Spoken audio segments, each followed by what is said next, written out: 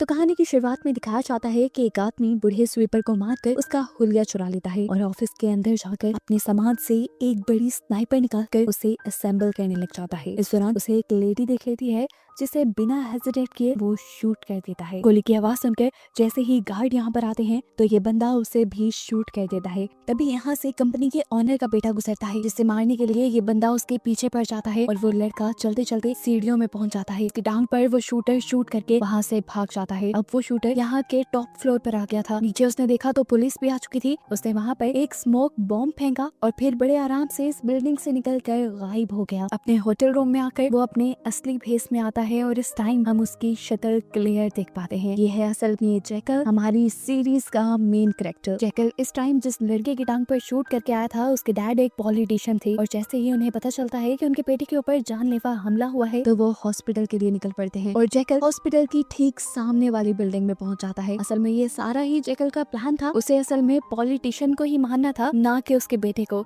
इसलिए उसे पॉलिटिशियन के बेटे को सिर्फ जख्मी किया क्योंकि वो जानता था कि अब उससे मिलने के लिए पॉलिटिशियन जरूर हॉस्पिटल में आएगा और तब जैकल उसे अपना निशाना बना लेगा। यहाँ पर जैकल अपनी गन असेंबल करता है। बाहर गार्ड्स भी सेफली पॉलिटिशियन को गाड़ी से निकालने की तैयारी करते हैं और ठीक वक्त देखते ही जैकल उसके ऊपर कई 100 फुट की दूरी से शूट कर लेता है। अपना काम खत्म होने के बाद जैकल अपनी गन को खोलकर एक सूटकेस में पैक करता है और जहाँ से उसने शूट किया था उस जगह पर बम लगाकर बिल्डिंग से निकल जाता है। एक बहुत बड़े पॉलिटिशियन को वहाँ से शूट किया गया था। चंद ही मिनट में यहाँ पर पुलिस भी पहुंच जाती है। इससे पहले कि पुलिस यहाँ की पूरी तलाशी ले पाती, यहाँ का बॉम्ब ब्लास्ट हो जाता है जिसमें बहुत से पुलिस वाले मारे भी जाते हैं और जख्मी भी हो जाते हैं। सीन कट होकर अब हमें बायोनिका नाम की एक एजेंट को दिखाया जाता है जो MI6 के लिए काम करती है। ये एजेंसी बड़े बड़े मिशन करती है और बड़े बड़े क्रिमिनल्स को पकड़ने का काम करती है। बायोनिका को न्यूज से पॉलिटिशियन के मरने की खबर मिलती है और इस खबर को सुनकर वो शौक इस बात पर रह जाती है कि उसे मारा गया था लगभग 2 मील की दूरी से, जो इम्पॉसिबल था और अगर ऐसा किया भी गया था तो शूटर बहुत ही ज्यादा महारत वाला था। यहाँ पर हम जैकल को देखते हैं कि एक बहुत ही कीमती चेस खरीदता है और फिर यहाँ से अपने घर के लिए निकल जाता है। जाहिर सी बात थी, एक बहुत बड़े इंसान की मौत हुई थी तो क्रिमिनल को पकड़ने के लिए जगह जगह चेक पोस्ट लगाई गई थी। जैकल को भी चेक किया जाता है और उससे पूछताछ की जाती है तो जैकल बताता है कि वो यहाँ पर एक बहुत ही कीमती चेस खरीदने आया था क्योंकि पुरानी चीजें इकट्ठे करने का उसे शौक है। उसकी कार से भी पुलिस वालों को ऐसा कुछ नहीं मिलता जिससे उन्हें शक हो, इसीलिए वो जैकल को जाने देते हैं। यहाँ हम देखते हैं कि बायोनिका अगले दिन जब अपने हेडक्वार्टर जाती है तो वहाँ पर उसे पॉलिटिशियन का केस डिस्कस हो रहा होता है। यहाँ पर उसे एक बिल्डिंग दिखाई जाती है जहाँ से पॉलिटिशियन के ऊपर शूट किया गया था। पॉलिटिशियन और उस बिल्डिंग के दरमियान का फासला 3815 मीटर का था और इन्होंने शूट के फौरन बाद एक आदमी को भी वहाँ से निकलते हुए देखा जिसके हाथ में सिर्फ एक सूटकेस था तो ये जैकल ही, लेकिन बायोनिका उसे किलन मारने से इनकार कर देती है, ये कहते हुए कि जितनी दूरी से ये शूट किया गया है उसके लिए एक बहुत बड़ी स्नाइपर चाहिए जिसका एक छोटे से सूटकेस में आना नामुमकिन है। हो ना हो वो स्नाइपर गन उसी बिल्डिंग के अंदर है और उस स्नाइपर गन के जरिए हम क्रिमिनल का पता चला सकते हैं। तब बायोनिका को बताया जाता है कि उनकी टीम ने उस पूरी बिल्डिंग की छानबीन कर ली थी लेकिन वहाँ पर उन्हें कोई स्नाइपर नहीं मिली थी। मीटिंग डिसमिस हो जाती है जिसके बाद बायोनिका अपनी बॉस इजाबेल से कहती है, मुझे लगता है मैं उस कातिल को ढूंढ सकती हूँ क्योंकि मैं एक ऐसे बंदे को जानती हूँ जो स्पेशल स्नाइपर्स बनाता है ऐसे ही मिशंस के लिए। ये स्नाइपर भी जरूर उसी से ली गई होगी और उसके जरिए हम किलर तक पहुंच सकते हैं। उसकी बात सुनकर इजाबेल उसे इन्वेस्टिगेशन की परमिशन दे देती है। यहाँ पे जैकल को हम देखते हैं जो अब पेरिस आ चुका था। यहाँ आकर वो डार्क वेब के जरिए अपने डीलर से बात करने की कोशिश करता है जिसके कहने पर उसने पॉलिटिशियन को मारा था। अपना मिशन पूरा होने के बावजूद उसे बाकी की अमाउंट नहीं रिसीव हुई थी। यहीं पर जैकल की एक दूसरे डीलर से भी बात हो जाती है और वो भी किसी को मरवाने का जैकल को मिशन देते हैं। इसके लिए वो जैकल को बहुत बड़ी अमाउंट यानी $10 मिलियन दे रहे थे, लेकिन इसके लिए उनकी बस एक ही शर्त थी कि मिशन से पहले जैकल उससे मिलेगा। वैसे तो जैकल अपने मिशन से रिलेटेड किसी इंसान से नहीं मिलता लेकिन यहाँ पर उसे पैसे ज्यादा मिल रहे थे तो उसने ये शर्त भी मान दी। यहाँ हम बायोनिका को देखते हैं जो चुपके से एक लेडी से आकर मिलती है और उससे नॉर्मन के बारे में पूछती है, यानी उसी आदमी के बारे में पूछती है जो स्नाइपर बनाने में माहिर है। ये लड़की कुछ भी बताने से इनकार कर देती है और साथ में ये भी कहती है कि अच्छा ही होगा तुम मुझसे दोबारा ना मिलो वरना मेरे हस्बैंड मेरा बुरा हशर कर देंगे। उसका ये एटीट्यूड देखकर बायोनिका उससे कहती है, याद नहीं है कि मेरे पास तुम्हारे सारे कच्चे चिट्ठे हैं, अगर तुमने अपने हस्बैंड के जरिए नॉर्मन का नंबर मुझे ना दिया तो देखना तुम जेल की सलाखों के पीछे होगी। देखने को मिलता है कि जैकल अपने नए डीलर से मिलने के लिए लिए पहुंच गया है, जो कि एक लड़की है। यहाँ अगर जैकल इस लड़की से पूछता है कि टारगेट कौन है, लड़की ने बताया ओले डेक चार्ल्स। ये दुनिया का बहुत मशहूर इंसान था, उसे मारना इतना भी आसान नहीं था। तो जैकल ने कहा कि इसे मरवाने के लिए तुम्हें दाम 10 गुना बढ़ाना पड़ेगा। यानी पहले तुम 10 मिलियन डॉलर की बात कर रही थी, अब कम से कम 100 मिलियन डॉलर लेने के बाद ही मैं तुम्हारा ये काम कर पाऊंगा। यहाँ बायोनिका इस औरत को ब्लैकमेल करने के लिए उसकी बेटी को एक प्रोटेस्ट से उठवा लेती है और उस पर पुलिस पर हमला करने का इल्जाम लगाकर उसे थाने ले जाती है। अब यहाँ जैकल को दिखाया जाता है जो जंगलों के बीचों बीच आया है, जहाँ पे उसका एक आलीशान घर है। उसके घर के अलावा दूर दूर तक यहाँ कोई घर नहीं। उसके घर पर हम उसकी वाइफ नूरिया को भी देखते हैं, जिसके बाद उसके ही कमरे में बना हमें एक सीक्रेट रूम दिखाया जाता है, जहाँ पर वो अपनी सारी गन्स और सबूत छुपाता है। आज की भी सारी चीजें छुपाने के बाद वो दोबारा अपना अकाउंट चेक करता है, जहाँ अभी तक उसे पेमेंट रिसीव नहीं हुई थी। यहाँ दूसरी तरफ बायोनिका के सर पर एक बहुत बड़ी मुसीबत आ जाती है। वो जिस लड़की को उठवा कर लाई थी, जेल में उसकी तबीयत खराब हो जाती है। वो उसे हॉस्पिटल लेके जाने की भी कोशिश करते हैं, लेकिन कोई फायदा नहीं होता। आधे रास्ते में ही उसकी मौत हो जाती है। अगले ही सुबह बायोनिका को एलिसन की कॉल आती है, यानी उस लड़की की मॉम की कॉल आती है, जिसकी बात सुनने से पहले ही बायोनिका उससे पूछती है क्या तुम्हें नॉर्मन का नंबर मिला। लेकिन एलिसन बायोनिका की बात का जवाब दिए बगैर उसे कहती है मैं जानती हूँ तुमने ही मेरी बेटी को अरेस्ट करवाया है, क्योंकि एक दिन पहले तुमने मुझसे नॉर्मन का नंबर मांगा और अगले ही दिन बिना किसी वजह के मेरी बेटी अरेस्ट हो गई। ये कोई इत्तेफाक नहीं हो सकता। बायोनिका ने ऐसा शो किया जैसे वो इस बारे में कुछ भी जानती ही ना हो। उसने एलिसन को उसकी बेटी की मौत के बारे में भी नहीं बताया, बल्कि उल्टा उसे ही ब्लैकमेल करने लगी, ये कहते हुए वैसे तो मुझे कुछ नहीं पता कि तुम्हारी बेटी अरेस्ट हो गई है, लेकिन अगर वो अरेस्ट हुई है तो मैं उसे बड़ी आसानी से छुड़वा सकती हूँ, लेकिन इसके बदले तुम्हें मुझे नॉर्मन का नंबर देना होगा। इतनी ही देर में बायोनिका को ऑफिस में रिपोर्टिंग के लिए बुला लिया जाता है। इजाबेल उससे कहती है तुम्हारी वजह से एक लड़की की जेल में मौत हुई है, तुम्हारा इस बारे में क्या कहना है। शर्मिंदा होने के बजाय बायोनिका इजाबेल से कहती है उस लड़की की रिपोर्ट से हमें पता चला था कि वो एक हार्ट पेशेंट है, उसकी मौत हार्ट अटैक से हुई है। हाँ, इस बात के लिए मैं जरूर गिल्टी हूँ कि उसकी मौत जेल में हुई और ये बहुत बुरा हुआ, लेकिन अब मैं इस सब में कुछ कर नहीं सकती। ये कहते ही वो ऑफिस से निकल जाती है और दोबारा एलिसन को कॉल करती है और कहती है कि मैंने एक ऑफिसर से बात कर ली है तुम्हारी बेटी को रिलीज करवाने के लिए, लेकिन शर्त ये है कि उससे पहले मुझे अपने हस्बैंड के जरिए नॉर्मन का नंबर लिख कर दो। बायोनिका अभी तक जैकल का पहला केस ही इंटरोगेट नहीं कर पा रही थी, जबकि दूसरी तरफ जैकल अपने दूसरे केस की तैयारी में लग चुका था। उसने डक चार्ल्स के बारे में सर्च किया और उसे पता चला कि डक चार्ल्स को दुनिया के करोड़ों लोग फॉलो करते हैं और इस टाइम वो कुछ ऐसा करने जा रहा था जिसकी वजह से दुनिया के अमीर तरीन लोगों को बहुत ज्यादा प्रॉब्लम हो सकती थी। इसीलिए दुनिया के बड़े बड़े अमीर लोग मिलकर ही डक चार्ल्स को मरवाना चाहते थे। यहीं पर अब हमें उन अमीर लोगों की एक मीटिंग दिखाई जाती है, जिसमें जीना नाम की लड़की उन सबको बताती है कि उसने जैकल को हायर किया है डक चार्ल्स को मरवाने के लिए। इस काम के वो $100 मिलियन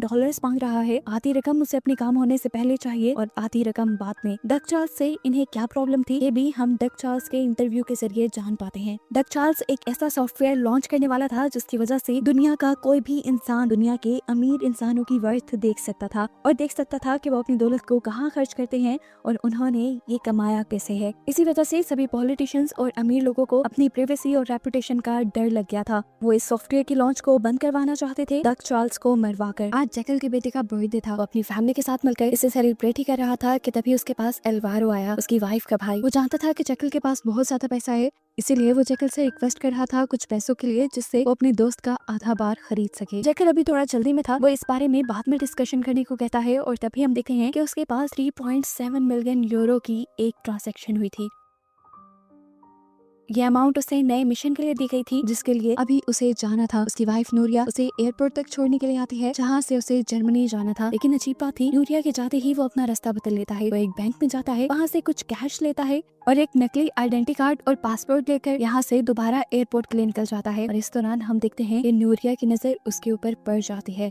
नूरिया फौरन ही जैकल को कॉल करती है, लेकिन जैकल कॉल रिसीव नहीं करता और नूरिया परेशान होकर ये सारी बात आकर मॉम को बताती है। तो उसकी मॉम उससे कहती है मैं कहती थी ना तुम जैकल पे ट्रस्ट मत करो, वो जरूर कुछ ऐसा कर रहा है, वो तुम्हें धोखा दे रहा है। यहाँ पर हम एलिसन को देखते हैं जो अपने हस्बैंड के साथ एक बार में बैठी हुई थी और वो अपने हस्बैंड को बहाने से कुछ लेने के लिए भेज देती है, जिसके बाद वो उसके मोबाइल में से नॉर्मन का नंबर निकालती है, उसकी पिक्चर लेकर बायोनिका को सेंड कर देती है ताकि बायोनिका उसकी बेटी को रिलीज करवा सके। बायोनिका भी अपने केस में एक स्टेप आगे हो गई थी, वो अब इस नंबर को ट्रेस करवाने के लिए भेज देती है। यहाँ पर जैकल आकर जीना से मिलता है, यानी अपनी न्यू डीलर से मिलता है, जो उससे पूछती है कि तुम जर्मनी क्यों आए हो, तुमने अभी एक पॉलिटिशियन को मारा है और पुलिस तुम्हें ही ढूंढ रही है, अगर उन्होंने तुम्हें पकड़ लिया तो। जिस पर वो जीना से कहता है ऐसा कुछ नहीं होगा। जीना उसे बताती है कि मुझे तुम पर पूरा एतबार है कि तुम हमारा काम कर सकोगे, लेकिन मेरे दूसरे क्लाइंट से जानना चाहते हैं कि तुम ये काम कर भी पाओगे या नहीं, उन्हें इस काम में कोई भी गलती नहीं चाहिए। ये बात बताकर जैकल यहाँ से चला जाता है अपने होटल रूम में, जहाँ पर वो चेक करने लग जाता है कि उसे पिछली मर्तबा पॉलिटिशियन को मारने के लिए पैसे किसने दिए थे। यहाँ नूरिया नॉर्मन की लोकेशन को ट्रेस करते हुए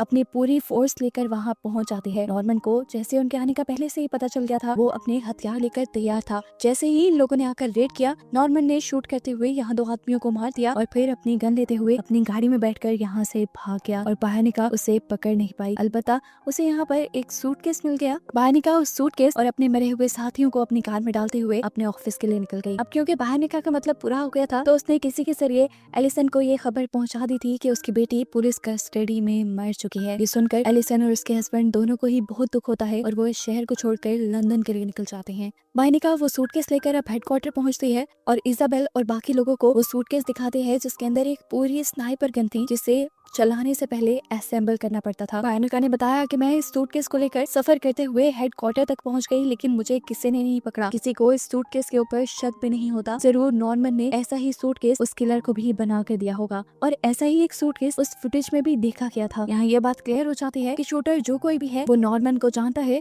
और नॉर्मन की ही हेल्प से वो अपने लिए हथियार बनवाता है। इतनी बड़ी प्रोग्रेस देखकर इजाबेल ये पूरा केस बहानिका को दे देती है। यहाँ हम जैकल को देखते हैं जिसके पास नूरिया की कॉल आई थी। आज काफी दिन बाद वो नूरिया से कांटेक्ट कर पा रहा था। नूरिया उससे उस दिन के बारे में पूछती है जब वो एयरपोर्ट के बजाय कहीं और निकल गया था। जैकल साफ झूठ बोल देता है कि वो कोई और हो सकता है, लेकिन नूरिया श्योर थी कि वो जैकल ही था। उसे लग रहा था कि जैकल उसे चीट करने लगा है, इसीलिए जैकल उसे अपना रूम और वॉशरूम भी दिखाता है जहाँ कोई भी नहीं था। इस टाइम तो नूरिया रिलैक्स होकर फोन बंद कर देती है, लेकिन उसे जल्दी घर वापस आने को कहती है। यहाँ अब नूरिया ने घर पे भी जैकल की चीजों की छानबीन शुरू कर दी थी। वो जब उसके प्राइवेट रूम में जाती है तो उसे वो खुफिया कैबिन भी मिल जाता है जिसके नीचे जैकल अपनी गन्स छुपाया करता था। यहाँ हम देखते हैं कि चुपके से बहानिका ने दोबारा एलिसन को मिलने के लिए बुलाया था, जबकि उसका हस्बैंड बहुत ज्यादा दुखी था। एलिसन ने पूछा मुझे क्यों बुलाया है, तो बहानिका ने बताया कि हम नॉर्मन को पकड़ने के लिए गए थे। हम उसे पकड़ने में कामयाब तो नहीं हो पाए, लेकिन उसका फोन हमारे ही पास है जिसमें कई मर्तबा तुम्हारे हस्बैंड लैरी की कॉल्स आई हुई हैं। अगर तुम चाहते हो कि तुम्हारे हस्बैंड को इस केस में इन्वॉल्व ना किया जाए और जेल की सलाखों के पीछे ना भेजा जाए,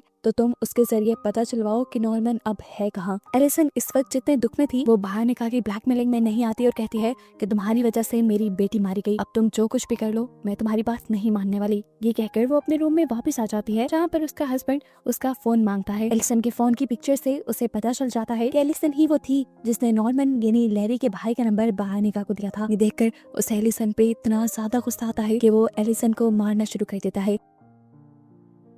एलिसन अपनी जान बचाने के लिए रूम से बाहर भी आती है, लेकिन उसका हस्बैंड उसे घसीटते हुए कमरे के अंदर ले जाता है और मार मार कर उसको जान से खत्म कर देता है। ऑफिस आने पर बहानिका को केस में एक और प्रोग्रेस नजर आती है। बताती है कि पॉलिटिशियन को मारने से पहले नॉर्मन को एक जैकल नाम के बंदे ने बार बार कॉल्स की थी, इसीलिए बहानिका अब अपने टीम मेंबर्स को जैकल के बारे में पता चलाने को कह देती है। यहाँ जैकल एक होटल की पार्किंग में जाता है और एक कार के ड्राइवर को मारकर उसका हुलिया ले लेता है। ऊपर देखने को मिलता है कि जिस पॉलिटिशियन को जैकल ने मारा था उसका फ्यूनरल था, जहाँ कोई भी दुखी नजर नहीं आ रहा था। सबको अपने हिस्से की पड़ी थी, उसकी वाइफ को भी और बेटी को भी। बेटा फिलहाल चुप था जो फ्यूनरल के बाद यहाँ से निकल जाता है। उसी की टांग पर जैकल ने गोली भी मारी थी। देखने को मिलता है कि ड्राइविंग सीट पर इस टाइम जैकल ही था जो अपने साथ बैठे हुए बॉडीगार्ड को मार देता है और फिर उस लड़के से कहता है तुम्हें मुझे उस दिन गाली नहीं देनी चाहिए थी। जैकल को देखकर वो लड़का डर गया और उसने कहा लेकिन मैंने तुम्हें अपने डैड को मारने के पैसे दिए थे और तुमने मुझे ही गोली मार दी थी, तो फ्लो में निकल गया और इसी वजह से मैंने तुम्हें तुम्हारे बाकी पैसे भी नहीं दिए। असल में जैकल भी पता लगा कर आया था कि पॉलिटिशियन को मरवाने वाला था कौन और किसने उसके पैसे रोके थे। उसका ये कन्फेशन होते ही वो अब गाड़ी को मोड़ देता है और दूसरे रास्ते पर ले जाता है। यानी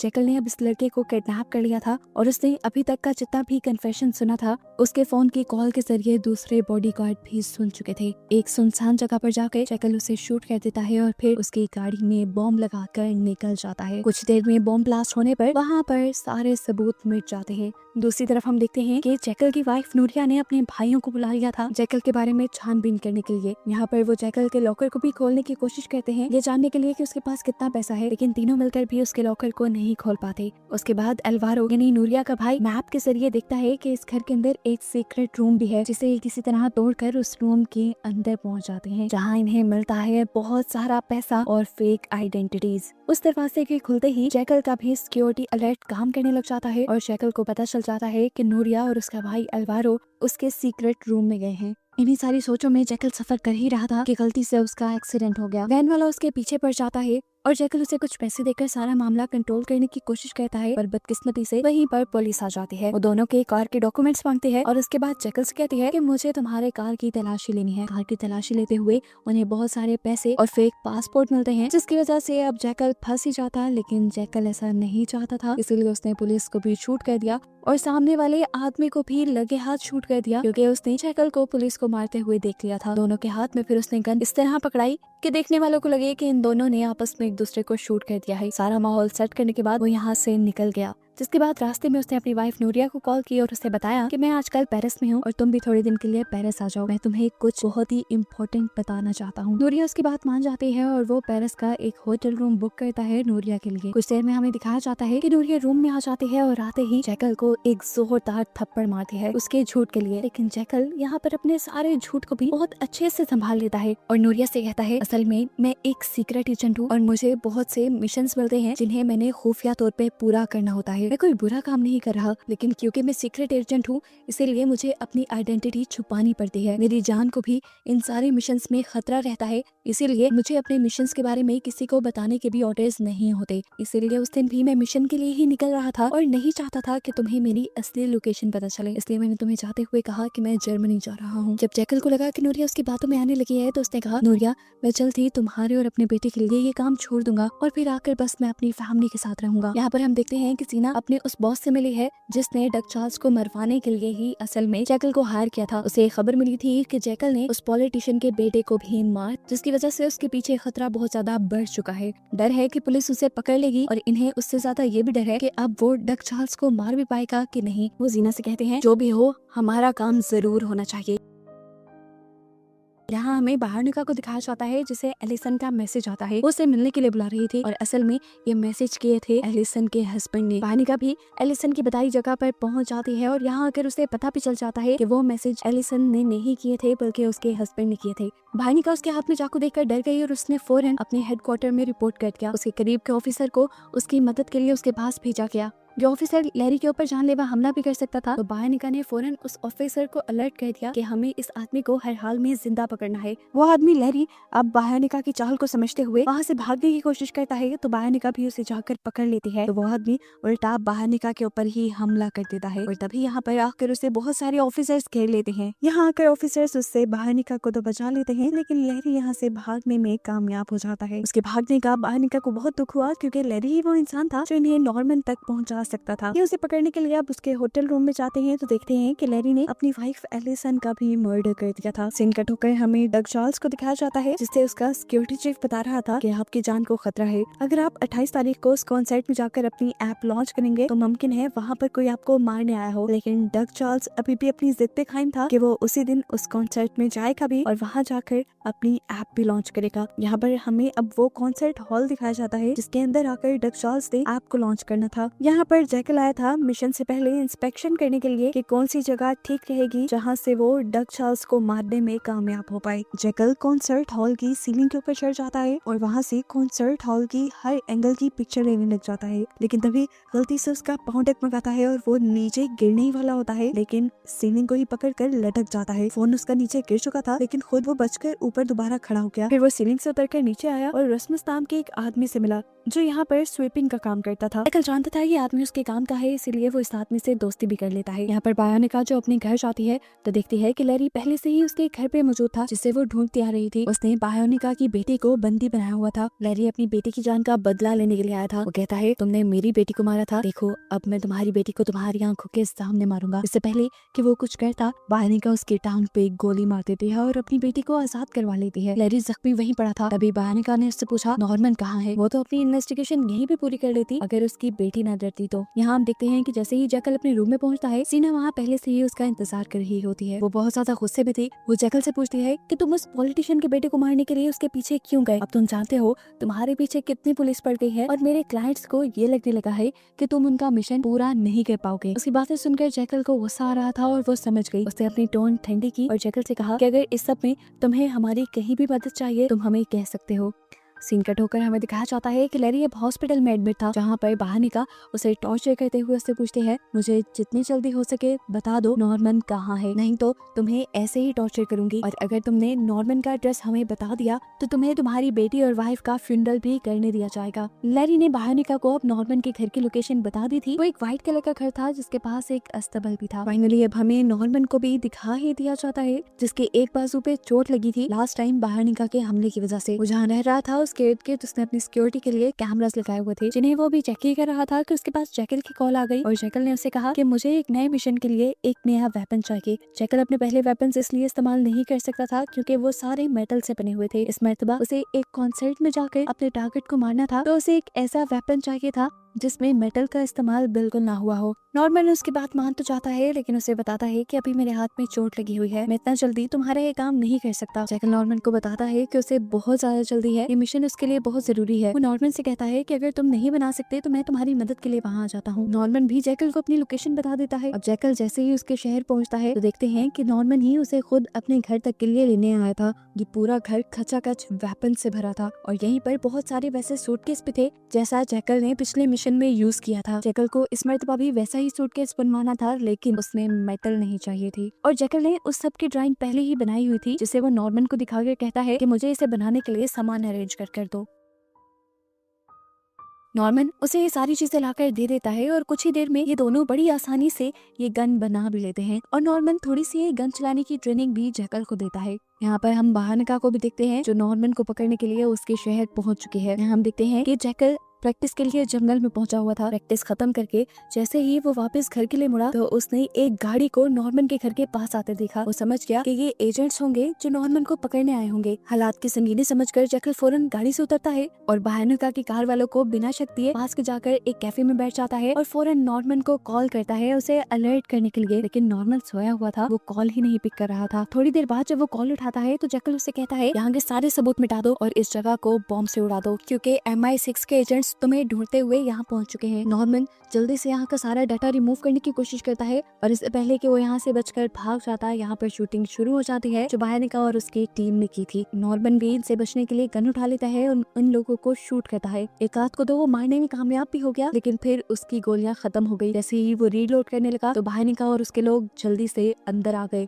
बहानिका ने उसकी टांग पे शूट किया और उसे जख्मी करके बंदी बना लिया। वो अब उससे पूछती है बताओ जैकल कहाँ पर है। नॉर्मन साफ इनकार कर देता है। कौन जैकल? बहानिका कहती है ज्यादा बनो मत, अगर तुम यहाँ पर हो तो जैकल भी यहीं कहीं आसपास ही होगा। इससे पहले कि वो नॉर्मन को टॉर्चर करते और उससे जैकल के बारे में पता चलाते, एक गोली चलने की आवाज सुनाई देती है जो नॉर्मन को मार देती है। ये गोली जैकल ने ही चलाई थी जो नहीं चाहता था कि MI6 के एजेंट नॉर्मन को टॉर्चर करके उसके लोकेशन का पता चलवाएं, लेकिन इस गोली के चलाने ने उसे फंसा दिया था। MI6 के एजेंट अब उसे यानी जैकल को ही ढूंढ लेते हैं और उसे पकड़ने के लिए उसके पीछे भागते हैं। वो तो जैकल की किस्मत अच्छी थी कि यहाँ पे घोड़े थे जिन पे बैठकर वो यहाँ से भाग गया। बहानिका और उसके एजेंट्स उसे पकड़ने के लिए पीछे भागे, लेकिन जैकल जंगलों के अंदर चला गया जहाँ अंधेरे का फायदा उठाते हुए उसने नदी से छलांग लगा दी और वो बहानिका के हाथ से निकल गया। नदी को पार करते हुए आखिर वो एक ऐसी जगह पर पहुंच गया जहां सामने उसे फार्म हाउस नजर आ रहा था। उसे शुक्र था कि आराम करने की जगह मिल गई। वहां जाकर वो सो गया, लेकिन जैसे ही उसकी आंख खुली तो उसके सामने एक बंदा था जो उसके ऊपर राइफल ताने हुए था, और उस बंदे ने जैकल को बंदी बना लिया। ये कोई एजेंट नहीं था, असल में ये इस प्रॉपर्टी का मालिक था जो जैकल को एक चोर समझ रहा था। एक मर्तबा इस आदमी के दिल में आती भी है कि वो जैकल को छोड़ दे, लेकिन जब वो जैकल के सामान में बड़ी सी स्नाइपर देखते हैं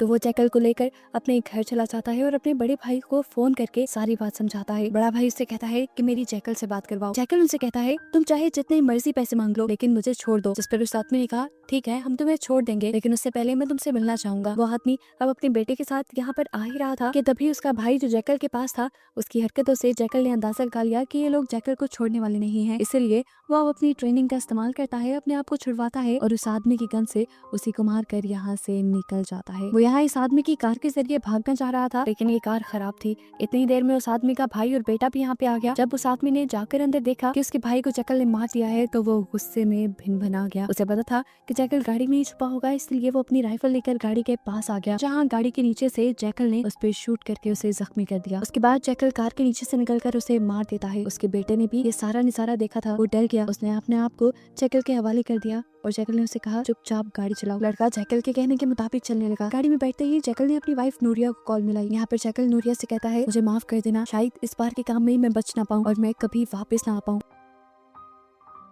ये बात सुनकर नूरिया परेशान हो जाती है और उससे पूछती है तुम बताओ मुझे तुम कहाँ हो, मैं तुम्हें बचा सकती हूँ। जैकल नूरिया का भरोसा जीतना चाहता था, इसीलिए वो एक गेम चलता है। वो जानता था कि नूरिया को उसके सीक्रेट रूम के बारे में पहले ही पता है। वो यहाँ नूरिया को अपने सीक्रेट रूम के बारे में खुद बता देता है। अब अपनी मंजिल पर पहुंचने के बाद जैकल उस आदमी को भी मारने वाला था, लेकिन उस लड़के ने कहा प्लीज मुझे मत मारो, मेरी एक फैमिली है। उसकी बात का एतबार जैकल को हो भी जाता है क्योंकि उसके फोन पे उसकी फैमिली की एक पिक्चर भी लगी थी। जैकल ने कहा ठीक है मैं तुम्हें छोड़ देता हूँ, लेकिन अगर मेरी बातों की भनक किसी को भी पड़ी तो मैं तुम्हारे बीवी और बच्चे दोनों को ही मार दूंगा। अब जैकल एक होटल में जाता है जहाँ पर पहले से ही नूरिया उसका इंतजार कर रही थी। वो नूरिया को मिलकर उसे माफी मांगता है और कहता है कि आज के बाद मैं ऐसा कोई मिशन नहीं लूंगा। इस मिशन के बाद मैं रिटायर हो जाऊंगा और सारा टाइम तुम्हारे साथ और अपने बेबी के साथ गुजारूंगा। नूरिया उसकी बात का यकीन कर लेती है और अब वो नूरिया के सामने ही अपना भेस बदलता है और एक बूढ़े लंगड़े आदमी की तरह तैयार हो जाता है। उसे एयरपोर्ट जाना था और वहाँ से उस कॉन्सर्ट के लिए जहाँ पर ओले डेकचार्ल्स ने यानी उसके टारगेट में आना था। इसी प्लेन में हम देखते हैं कि बार्निका भी आई है क्योंकि उसे भी उसी कॉन्सर्ट की सिक्योरिटी करने का ऑर्डर मिला है।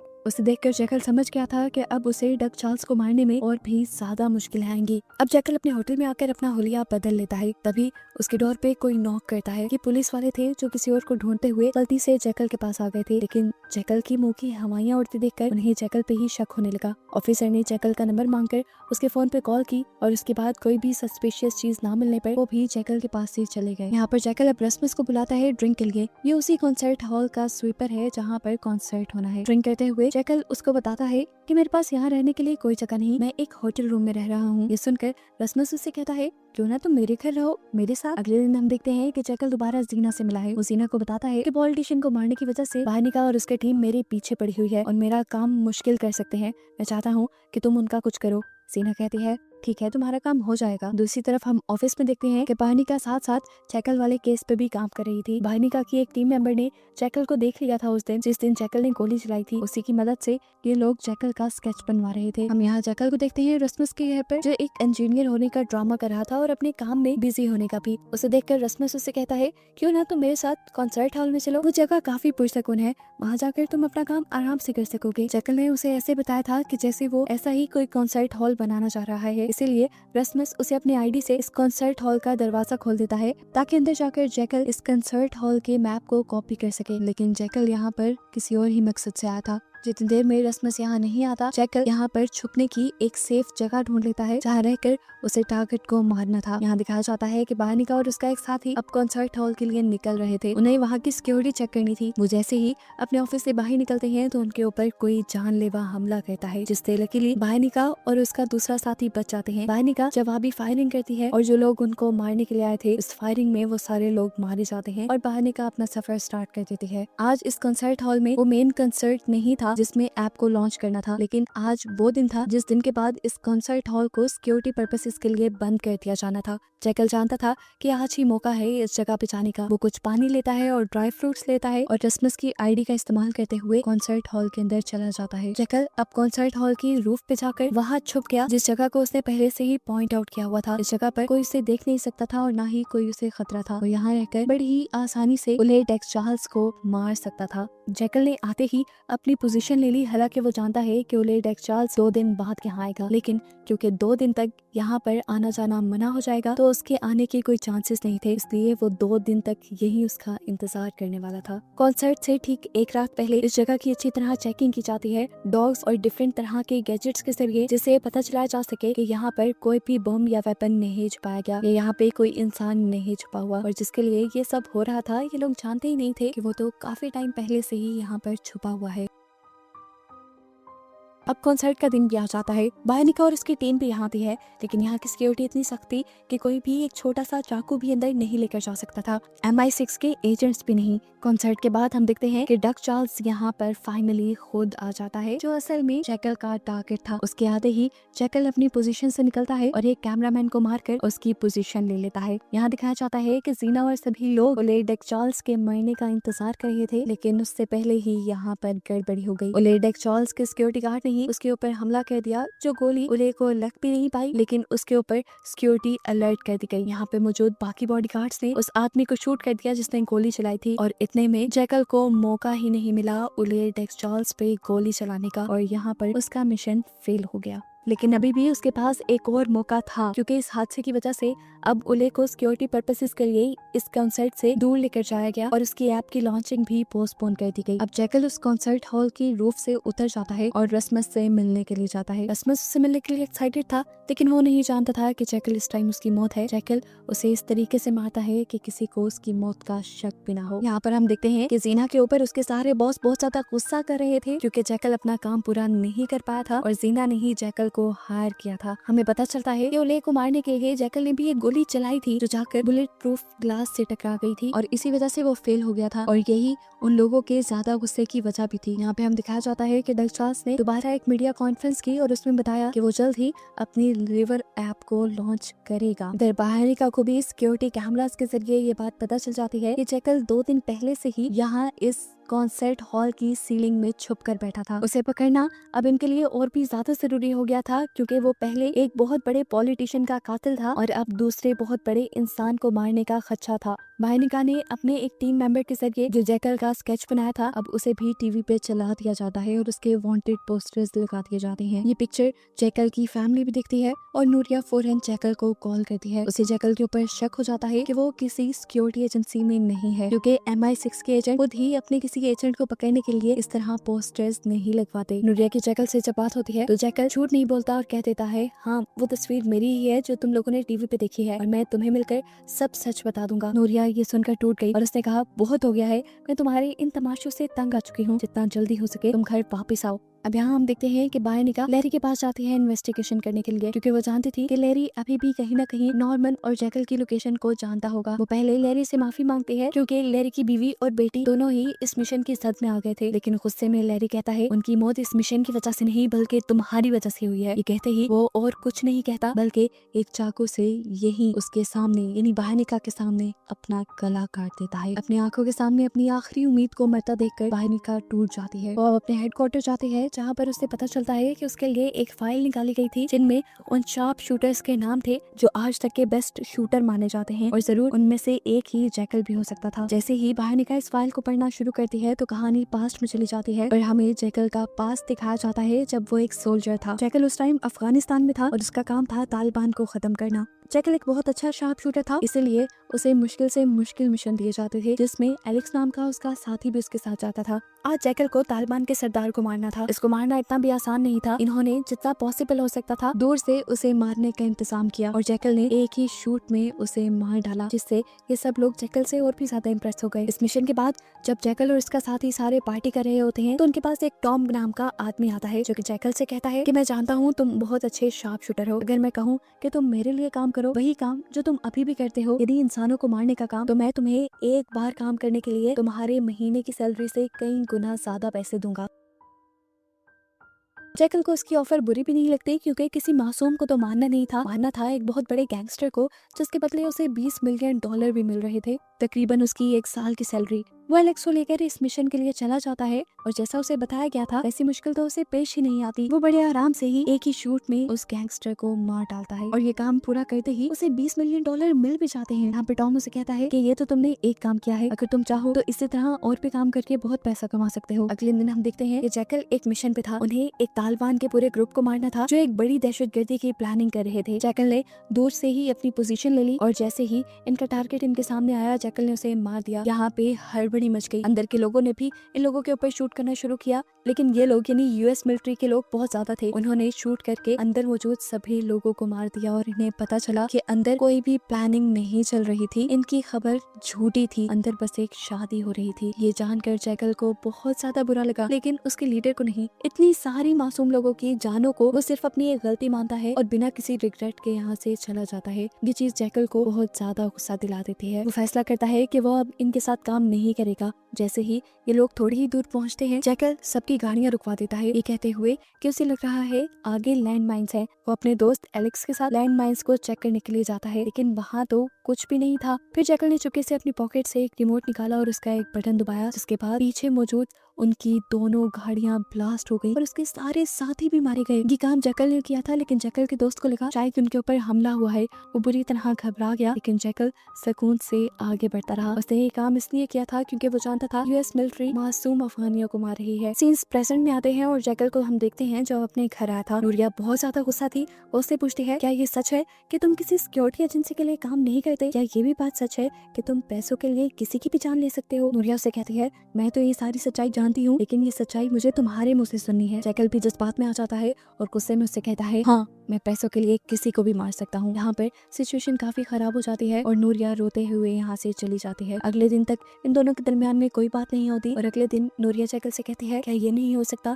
कि तुम ये सब काम छोड़ दो और मेरे और हमारे बेटे के साथ रहो? जैकल का तो पहले ही ये प्लान था। उसने नूरिया की बातों में हामी भरते हुए कहा, हाँ, मैं ये सारा काम छोड़ दूंगा और फिर हम एक नॉर्मल फैमिली की तरह रहेंगे, लेकिन उससे पहले बस मुझे ये मिशन पूरा करने दो। ये सुनते ही नूरिया गुस्सा हो जाती है और वहाँ से चली जाती है। इसी दौरान हम देखते हैं कि नूरिया का भाई एल्वारो भी यहाँ आया था। वो एक्साइटेड होकर नूरिया से पूछता है कि जैकल कहाँ है, मुझे जैकल को जिमी से मिलवाना है। जिमी का नाम सुनकर नूरिया डर गई क्योंकि वो जानती थी जिमी एक गैंगस्टर है। वो अपने भाई को भी डांटती है कि वो एक गैंगस्टर है, तुम उसके साथ काम क्यों करना चाहते हो, लेकिन वो उसकी बात नहीं सुनता। तब नूरिया परेशान होकर जैकल के पास जाती है और उसे बताती है कि एल्वारो जिमी के साथ मिला हुआ है, वो एक गैंगस्टर है, वो एल्वारो को जरूर नुकसान पहुंचाएगा। नूरिया तो इस बात से भी डर रही थी कि अगर बिजनेस में उसके साथ कुछ ऊंच नीच हो गई तो वो सारे लोग मुसीबत में पड़ जाएंगे, क्योंकि जिमी बहुत ही बड़ा गैंगस्टर था। किसी को मारते हुए वो सोचता नहीं था। जैकल यहाँ पे नूरिया को रिलैक्स करता है और कहता है, देखो नूरिया, जब तक मैं जिंदा हूँ तुम्हें कोई भी नुकसान नहीं पहुंचा सकता। अब जाकर वो एल्वारो से मिलता है और कहता है कि मैं जिमी से मिलने के लिए तैयार हूँ, एक मीटिंग सेट करो जिमी के साथ और मुझे बता दो कि कहाँ आना है। एल्वारो उसकी बात सुनकर बहुत ज्यादा खुश हो जाता है। उसके फौरन बाद हम देखते हैं कि जैकल अपने एक दोस्त से मिलने के लिए आया है जिसके पास अपनी एक बोट थी। जैकल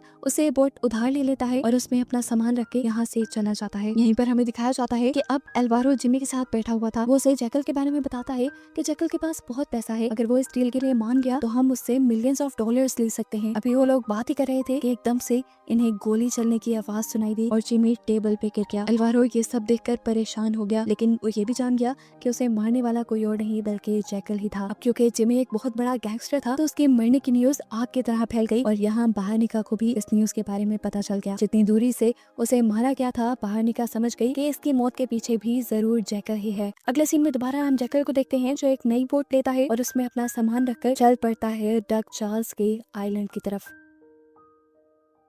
आबादी से बहुत दूर जाने के बाद वो इस बोट के मालिक को मार देता है और फिर अपनी स्नाइपर असेंबल करने लग जाता है। डक चार्ल्स को मारने की वो पूरी तैयारी करके आया था। लगभग 2 किलोमीटर की दूरी पे था वो उस आइलैंड से। वो यहाँ पे ऐसे दिखावा करता है जैसे वो मछली पकड़ने के लिए आया है। सिक्योरिटी रूम से सीसीटीवी कैमरास के जरिए उसकी बोट तो नजर आती है, लेकिन उसकी बोट क्लियर नहीं थी, इसलिए किसी ने भी उस पर ज्यादा ध्यान नहीं दिया। यहाँ हम देखते हैं कि हर रोज की तरह डक चार्ल्स आज भी अपने सिक्योरिटी गार्ड्स के साथ समुद्र में स्विमिंग करने के लिए उतरता है। अब क्योंकि डक चार्ल्स की सिक्योरिटी का सवाल था, एक आदमी उस बोट को चेक करने के लिए चल पड़ा जिसके अंदर जैकल था। उसको अपनी तरफ आता देखकर जैकल ने उसे गोली मार दी और यहाँ पर सबको खबर हो गई कि उस बोट में कोई शूटर है। अब ये सब देखकर वो सिक्योरिटी गार्ड जो डक चार्ल्स के साथ ही स्विमिंग कर रहा था, वो डक चार्ल्स को लेकर पानी के नीचे चला जाता है, लेकिन जैकल जानता था ये लोग ठीक कुछ सेकंड्स बाद वापस बाहर निकलेंगे क्योंकि ज्यादा सेकंड के पानी के अंदर सांस नहीं रोक सकते। जैकल काउंट करना शुरू कर देता है और जैसे ही वो पानी से बाहर निकलते हैं, जैकल पहले डक चार्ल्स के सिक्योरिटी गार्ड को शूट कर देता है। इस गन की आवाज सुनकर डक चार्ल्स दोबारा अपने आप को पानी के अंदर कर लेता है, लेकिन दोबारा जैकल काउंटिंग स्टार्ट कर देता है और इस मर्तबा जब डक चार्ल्स सांस लेने के लिए बाहर निकलता है तो जैकल ठीक उसके सर पे शूट करते हुए उसे मार डालता है। उसका काम पूरा हो चुका था, उसने अपने टारगेट को मार दिया था। उसके बाद यहाँ रुकने का कोई सवाल ही नहीं था। वो अपनी बोट को लेकर तेजी से यहाँ से फरार हो गया, इससे पहले कि डक चार्ल्स के सिक्योरिटी गार्ड उसे लोकेट कर पाते। अब बोट का सफर खत्म करके जैकल अपनी कार के जरिए घर की तरफ बढ़ ही रहा होता है कि उसे नूरिया का मैसेज आ जाता है कि जिमी की मौत की वजह से उन्होंने अल्वारो को अरेस्ट कर लिया है और जिमी के ही मर्डर की वजह से अब शहर में जगह जगह चेक पोस्ट भी लगी हुई थी। इस टाइम जैकल के पास गन थी और अपने वेपन्स भी थे। उसे पता था कि अगर पुलिस वालों ने ये देख ली तो जैकल नहीं बचेगा, इसीलिए वो पुलिस वालों को अपनी गाड़ी से उड़ाते हुए अपनी गाड़ी भगा कर यहाँ से ले जाता है। अब पुलिस वाले उसके पीछे पड़ जाते हैं, लेकिन रास्ता छोटा होने की वजह से जैकल अपनी कार को लेकर यहाँ से भाग जाता है, लेकिन पुलिस की कार का एक्सीडेंट हो जाता है कि डक चार्ल्स के मरने की खबर भी अब न्यूज में आ गई थी और पता चलता है कि रिवर एप्लीकेशन जिसे वो लॉन्च करने वाला था उसकी लॉन्चिंग भी अब पोस्टपोन हो गई थी। जीना, उसके बॉस और सभी सभी लोग ये देखकर बहुत ज्यादा खुश होते हैं। बायनिका को जैसे ही डक चार्ल्स के मरने की खबर मिलती है तो वो जाती है इसाबेल के पास। उसे बताती है कि एक तो डक चार्ल्स को 2 किलोमीटर की दूरी से मारा गया और दूसरा स्पेन में जिमी का मर्डर हुआ है, उसे भी तकरीबन 1.5 किलोमीटर की दूरी से मारा गया है। मुझे लगता है कि इन दोनों के पीछे भी जैकल ही है और हमें जैकल को पकड़ना चाहिए। लेकिन इसाबेल ने यहाँ उसे ऑर्डर दिया इन सारे केसेस को बंद करने का, जिसे सुनकर बायनिका के तो होश ही उड़ गए। 3 मर्डर्स हुए थे इतने बड़े लोगों के, उसकी बॉस कैसे उसे इस केसेस को बंद करने को कह सकती थी। वो इस केस को आगे प्रोसीड करना चाहती थी, लेकिन इसाबेल ने कहा कि इस केस को बंद करना ही सबके लिए भलाई है और अगर तुम्हें अपनी ही मर्जी करनी है तो तुम मेरी टीम को छोड़ सकती हो। बायनिका भी गुस्से में यहाँ से चली जाती है। थोड़ी देर बाद इसाबेल को उसके सीनियर बुलाते हैं और उसे ऑर्डर दिया जाता है कि किसी भी तरह से जैकल को पकड़ा जाए। वो जानते थे कि बायनिका ही ये काम कर सकती है। इसाबेल बुरी खबर देती है कि अभी उसने बायनिका को निकाल दिया था, जिस पर वो उसे ये टास्क देते हैं कि तुम जाओ और बायनिका को दोबारा मना कर लाओ। यहाँ पर हम देखते हैं कि जैकल जब अपने घर के लिए बढ़ ही रहा था तो उसके रास्ते में एक छोटा बच्चा आ गया, जिसे बचाने के चक्कर में उसका एक्सीडेंट हो गया। उसकी गाड़ी पहाड़ी से नीचे गिर गई और उलटने की वजह से जैकल उससे बाहर भी नहीं निकल आया। थोड़ी देर में यहाँ से एक आदमी गुजरा जिसने जैकल को बुरे हाल में देखकर उसकी मदद करने के लिए वो नीचे आ गया। उस बेचारे ने तो जैकल की इतनी मदद की थी, बहुत मुश्किल से जैकल की गाड़ी खोलकर जैकल को बाहर निकाला था, लेकिन जैकल उसके साथ बहुत बुरा करता है। उसको गन दिखाते हुए उसकी गाड़ी छीनकर यहाँ से भाग जाता है। लेकिन किस्मत खराब, ये गाड़ी भी ज्यादा देर तक उसका साथ नहीं देती क्योंकि इसमें फ्यूल खत्म हो जाता है। अब अपना सबूत मिटाने के लिए जैकल इस गाड़ी को खाई में धकेल देता है। अब वो जंगल के रास्ते से जा ही रहा था कि उसे एक ओल्ड कपल दिखाई देता है जो पिकनिक के लिए आए हुए थे। वो एक शरीफ सा आदमी बनकर उनके पास जाता है। वो हेल्प मांगते हुए इनसे कहता है कि मेरी तबीयत खराब है, क्या आप लोग मुझे हॉस्पिटल तक ले जाएंगे। वो कपल मान जाता है और ये लोग निकल जाते हैं। यहाँ पर हम एल्वारो को देखते हैं जिसे नूरिया रिलीज करवाने के लिए आई थी और उसे पुलिस वाले छोड़ भी देते हैं क्योंकि उन्हें यकीन आ गया था कि एल्वारो का जिमी की मौत के पीछे कोई हाथ नहीं है। यहाँ पर हम देखते हैं कि बायनिका के घर इसाबेल उससे मिलने के लिए आई थी। इसाबेल बायनिका से कहती है, मैंने तुम्हारी बातों के बारे में बहुत सोचा, तुम सही कह रही थी, इतनी सारे लोगों की मौत का मामला है, हम इस केस को ऐसे नहीं छोड़ सकते, तो मैं चाहती हूँ तुम इस केस को प्रोसीड करो और जैकल को पकड़ के लेकर आओ। दूसरी तरफ हम देखते हैं कि वो ओल्ड कपल जैकल को लेकर हॉस्पिटल की ही तरफ जा रहा था, लेकिन तभी जैकल ने उनके ऊपर गन पॉइंट कर दी और उन्हें कहा कि चुपचाप मुझे एयरपोर्ट की तरफ ले जाओ। एयरपोर्ट यहाँ से बहुत ज्यादा दूर था, रात भी हो गई थी, अंधेरा भी हो गया था। जैकल ये गाड़ी रुकवाता है आराम करने के लिए। ये लोग जब आराम ही कर रहे होते हैं तो बूढ़ा आदमी जैकल से पूछता है, क्या तुम हमें मार दोगे? जैकल कहता है, नहीं, मुझे तुम्हें मारने से कुछ नहीं मिलेगा, मुझे सिर्फ एयरपोर्ट पहुंचना है। ये लोग अब जब गाड़ी में वापस बैठते हैं तो वो बूढ़ी औरत चला के दिखाती है और अपने हाथ में मौजूद चाकू से जैकल को जख्मी कर देती है। वो बूढ़ा आदमी भी जब जैकल को कमजोर हुए दिखता है तो उसके ऊपर हमला कर देता है। जैकल को भी अब गुस्सा आ गया और उसने उठकर उस बूढ़े आदमी को शूट करके मार डाला और फिर उस बूढ़ी औरत से कहा, तुमने ये अच्छा नहीं किया, मैंने तुम्हें मारना नहीं था, अगर तुम मुझे एयरपोर्ट पहुंचा देते। ये कहकर वो उस बुरी औरत को भी मार देता है। इसके बाद वो नूरिया को कॉल करता है और कहता है, नूरिया, मैं जल्द ही तुम्हारे पास आ रहा हूँ और अब मैं ऐसा कोई भी मिशन नहीं लूंगा, अब से मैं और तुम होंगे और हमारी फैमिली होगी और हमारे दरमियान कोई भी नहीं आएगा। वो उसे अपनी दिल की बात कह रहा था। उसे कहता है, हम दूर किसी ऐसे आइलैंड पे चले जाएंगे जहाँ हमें कोई ना देख पाए और हम एक अच्छी जिंदगी गुजारेंगे। सुनकर नूरिया कहती है, हाँ ठीक है, तुम घर आ जाओ, मैं तुम्हारा वेट कर रही हूँ। हम देखते हैं कि बायनिका भी स्पेन के लिए निकल चुकी थी जैकल को ढूंढने के लिए, जबकि जैकल भी अब एयरपोर्ट पे ही था। वो डार्क वेब के जरिए अपनी डीलर को मैसेज करता है और उसे पूछता है, तुमने अभी तक मेरे पैसे क्यों नहीं दिए? उसका मैसेज मिलते ही जीना अपने बॉस को कॉल करती है, जो उसके पैसे देने वाली बात को गोल मटोल करके उसे जैकल के घर वगैरह का पूछने लग जाते हैं और उसकी बातों से जीना समझ आती है कि ये लोग पैसा नहीं देना चाहते। औरत कहती है, नहीं ऐसा कुछ नहीं, हम तुम्हें तुम्हारा पैसा देंगे, लेकिन उससे पहले तुम्हें मेरे पास आकर मिलना होगा। जीना उसका एड्रेस नोट कर लेती है और वहाँ के लिए निकल जाती है। यहाँ हम देखते हैं कि बायनिका अब स्पेन पहुंच चुकी है, जहाँ आते ही वो पुलिस स्टेशन जाती है। सबसे पहले वो जिमी के मर्डर को इन्वेस्टिगेट करती है और यहाँ पर पुलिस वाले उसे बताते हैं कि हमने एल्वारो को पकड़ा था जिमी के मर्डर के कसूर में, क्योंकि आजकल वही जिमी से बहुत ज्यादा क्लोज था, लेकिन फिर वो गिल्टी बिल्कुल भी नहीं था, ये सब लोगों ने देखा भी था, इसीलिए हमने जिमी को छोड़ दिया। वो जिमी की फाइल बायनिका को देती है और बायनिका को ये भी बताती है कि जिमी को छुड़वाने के लिए उसकी बहन आई थी और उसकी बहन की शादी एक बहुत ही अमीर आदमी से हुई है। वो अब बायनिका को नूरिया के घर का एड्रेस भी दे देती है, यानी ऑटोमेटिकली अब बायनिका पहुंच रही है जैकल के घर। बायोनिका को तो इस बात की भिनक भी नहीं थी कि वो जैकल का ही घर है, इसीलिए वो सिर्फ अपने एक आध मेंबर को लेकर उसके घर के ऊपर नजर रख रही थी, लेकिन कहीं ना कहीं उसे कड़ी से कड़ी मिलाते हुए हिंट हो ही गया कि ये जैकल का घर है। उसने अपने साथी से कहा, मुझे लग रहा है कि ये जैकल का घर है और अगर ऐसा ही है तो हमें लगातार उस पर नजर रखनी चाहिए, क्योंकि कुछ ही देर में वो यहाँ जरूर आएगा। ये लोग देखते हैं कि रात होते ही नूरिया एक टैक्सी बुलाती है, अपने कपड़े और सामान वगैरह पैक करके कुछ पैसे रख के यहाँ से चली जाती है। वो जैकल के बुलाने पे नहीं जा रही थी, बल्कि जैकल से दूर जा रही थी, क्योंकि जैकल ने तो अभी उसे यही कहा था कि वो घर वापस आएगा। जैकल भी एयरपोर्ट पे बैठा नूरिया का इंतजार कर रहा था, लेकिन जब काफी देर तक वो नहीं आई तो वो एयरपोर्ट से निकल गया। यहाँ पर हम देखते हैं कि जीना भी उस होटल में पहुंच गई थी जहाँ पर उसे बुलाया गया था। अब जीना से कॉल करके पूछा जाता है कि तुम किस रूम में हो। जीना उसे गलत रूम का एड्रेस दे देती है क्योंकि वो समझ गई थी कि ये लोग उसे मारने का ही प्लान कर रहे हैं, क्योंकि वो उन्हें पैसे नहीं देना चाहते। साथ ही वो सबूत भी मिटाना चाहते हैं कि उन्होंने ही ओलेग डेकचार्ल्स को मरवाया है। यहाँ हमें दिखाया जाता है कि जैकल भी अपने घर पहुंच चुका है, जिसे देखते ही बाहरनिका पहचान जाती है। जैकल जो बाहरनिका के यहाँ होने से बिल्कुल अनजान था, घर के अंदर जाने पे वो टूट गया ये देखकर कि नूरिया उसे छोड़कर जा चुकी थी और वो अपने बेटे को भी यहाँ से ले गई थी।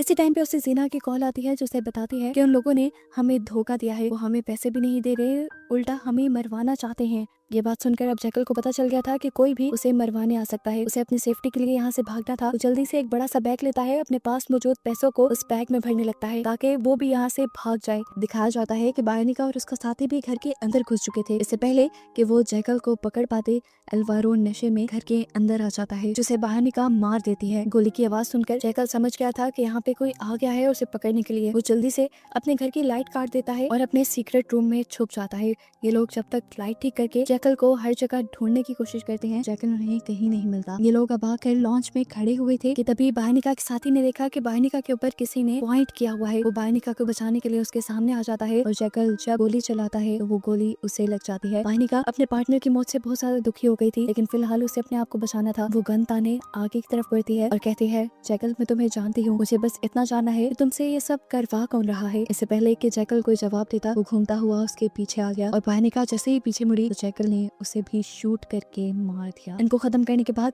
जैकल नूरिया को कॉल करना शुरू करता है, लेकिन नूरिया जैकल की कॉल अटेंड नहीं करती। वो इस टाइम एयरपोर्ट पे थी। अब तो नूरिया का फोन भी बंद जा रहा था क्योंकि नूरिया ने जैकल से तंग आकर अपना फोन भी फेंक दिया था। जैकल बहुत ज्यादा डिप्रेस्ड हो चुका था नूरिया के इस बिहेवियर की वजह से। ड्राइविंग पे भी उसका ध्यान नहीं था, ऐसे में उसकी गाड़ी से कुछ टकरा जाता है और उसका बहुत बुरा एक्सीडेंट होता है। यहाँ MI6 के हेडक्वार्टर में हमें इजाबेल को दिखाया जाता है, जो अपने एक साथी को ये बुरी खबर देती है कि बाहरनिका उनकी सबसे अच्छी ऑफिसर मारी गई। इजाबेल अब अपने साथी से कहती है, मैं जानती थी ये होना ही था, मैंने उसे मना भी किया था वहाँ जाने से, लेकिन वो नहीं मानी। उसका वो साथी जाकर अब अपने कैबिन में बैठ गया, जहाँ पर उसने देखा कि उसके पास बाहरनिका का एक मैसेज आया हुआ था जिसमें साफ साफ ये लिखा था कि इजाबेल ने बाहरनिका को स्पेन भेजा था। अगर वो ये बात लीक कर देता तो वो जानता था कि उसकी भी जान चली जाएगी, इसीलिए उसने ये सच अपने अंदर ही दबा लिया और इस मैसेज को डिलीट कर दिया। सीन कट होता है और काफी अरसे बाद हमें जैकल को जिंदा दिखाया जाता है, जो एक खुफिया जगह पर जीना से आके मिलता है। जीना उसे बताती है कि उन लोगों ने हमें धोखा दिया था, अब तुम्हारे हाथ में है, या तो उनसे अपने पैसे निकलवा लो या उन्हें मार डालो। जिस पर वो उसे कहता है, अभी तो फिलहाल मुझे किसी को ढूंढना है, उसके बाद मैं देखूंगा मुझे क्या करना है। और बस यही कहते हुए ये सीजन यहाँ पर खत्म हो जाता है।